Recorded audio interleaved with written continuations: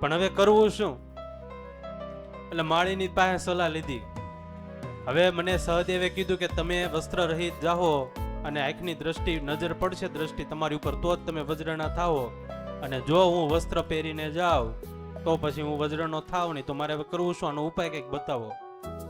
એટલે માળી કે અરે મહારાજ એક કામ કરો, લ્યો હું આ કેળના પાન તમને કમર નીચે વીંટવી દઉં, ઈ પહેરીને તમે જાઓ. હવે આ તો અજ્ઞાન, મોહમાં બંધાયેલો, કાંઈ બીજી વધારે અહંકારી માણસ, બીજી કઈ વધારે ખબર પડે નહીં. અને માળીએ કમરના નીચેના ભાગમાં કેળના પાંદડા વીંટવી દીધા. અને દુર્યોધન એવો આ બાજુમાં ગાંધારી સામે, માં ગાંધારી સામે આવીને કીધું કે માં તમારા આંખની પટ્ટીઓ છોડો અને મારી શરીર ઉપર દ્રષ્ટિ ફેરવો, જેનાથી મારું શરીર આખું વજ્રનું થઈ જાય.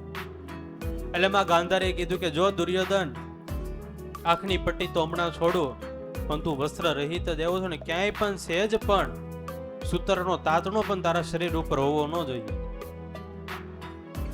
દુર્યોધન બીજું કઈ વધારે સમજી ન શેકો. અરે માં એક પણ વસ્ત્ર નથી મારા શરીર ઉપર, તમારા આંખની પટ્ટી છોડો. અને માં ગાંધારી આંખની પટ્ટી ખોલી. કેટલાય વર્ષોથી તપશ્ચર્યા ભેગી થઈ હતી આંખમાં, કારણ કે આંખે પટ્ટી બાંધી હતી ને, પોતાનો પતિ આ દુનિયા જોઈ ન શકે તો મારે પણ આ દુનિયા જોવી નથી, એવા ભાવથી, પતિવ્રતાના ભાવથી આંખે પટ્ટી બાંધી હતી. અને એનું જે પણ ફળ ભેગું થયું, આંખે પટ્ટી છોડી અને દુર્યોધનના શરીર ઉપર દ્રષ્ટિ ફેરવવાનું શરૂ કર્યું. અને દ્રષ્ટિ ફેરવતા ફેરવતા ખબર પડી કે આને તો કમરના નીચેના ભાગમાં કેળના પાન વીંટવા છે.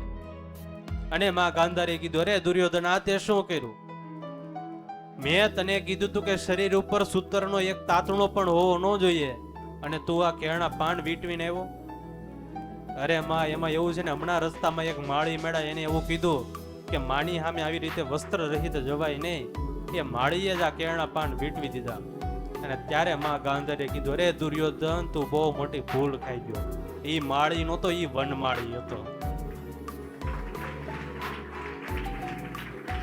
અને પછી તો યુદ્ધ થયું, અને ત્યાં જ કમરના નીચેના ભાગમાં યુદ્ધમાં પ્રહાર ન કરી શકે, પણ ભીમે ત્યાં જ પ્રહાર કર્યો અને દુર્યોધનને પતાવી દીધો.